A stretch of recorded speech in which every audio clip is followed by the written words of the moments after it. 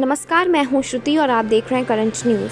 Ahmedabad civil अस्पताल की दुर्गति और कोरोना इलाज में नाकामी को लेकर गुजरात सरकार की आलोचना करने वाले खंडपीठ यानी ब्लॉक बेंच को बदल दिया गया है। जी हां, गुजरात हाई कोर्ट ने इस तरह के मामलों की सुनवाई के लिए नई बेंच बनवाई है और इसमें जस्टिस इलेश वोरा को जगह नहीं दी गई है। गुरुवार 28 मई को नई बेंच का गठन किया गया, जिसकी अध्यक्षता चीफ जस्टिस विक्रम नाथ कर रहे थे। इसमें जस्टिस JB पार्डीवाला भी हैं, पर इसमें जस्टिस इलेश वोरा का नाम नहीं है। जिस बेंच ने गुजरात सरकार की आलोचना की थी, उसमें जस्टिस पार्डीवाला और जस्टिस वोरा दोनों थे। अब आप इस बात को और इस मामले को पूरी तरीके से समझने की कोशिश कीजिए।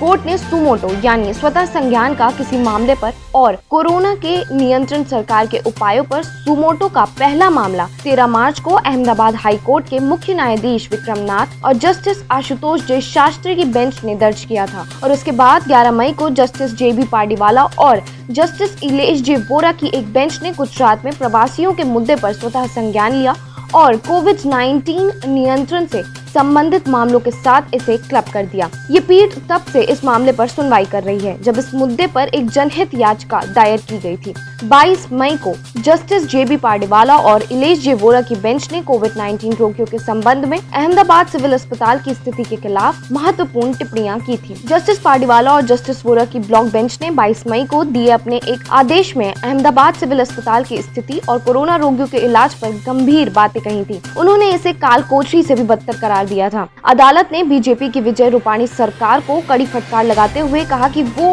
कोरोना पर नकली तरीके से नियंत्रण पाना चाहते हैं, जो बिल्कुल सही नहीं है। अदालत ने राज्य की स्वास्थ्य व्यवस्था की तुलना डूबते हुए टाइटैनिक जहाज से कर डाली। ये बहुत ही परेशान करने वाला और दुखद है कि आज की स्थिति में अहमदाबाद के सिविल अस्पताल की स्थिति दयनीय है। अस्पताल रोग के इलाज के लिए होता है, पर ऐसा लगता है कि आज की तारीख में ये काल कोठरी जैसा हो गया है, शायद उससे भी बदतर है। कोरोना के मरीजों के इलाज को लेकर राज्य सरकार और अहमदाबाद सिविल अस्पताल पर टिप्पणी करने के बाद हाई कोर्ट ने कहा था कि इस याचिका का सबसे परेशानी वाला मुद्दा रेसिडेंट डॉक्टर का पत्र है, जिसमें सिविल अस्पताल के बारे में सभी तरह की समस्याओं का हवाला दिया गया है। हालांकि राज्य सरकार का कहना है कि रेसिडेंट डॉक्टर के पत्र में कोई भी तथ्य नहीं है। इसके बावजूद हाई कोर्ट का मानना है कि इस पत्र को पूरी तरीके से नजरअंदाज करना सही नहीं है। राज्य सरकार की ओर से दलील दी गई है कि हाई कोर्ट की ओर से कही गई टिप्पणी आम लोगों के दिमाग में सिविल अस्पताल को लेकर गलत बातें अंकित करेगी। हाई कोर्ट के मुताबिक रेसिडेंट डॉक्टर के पत्र में मुद्दे को लेकर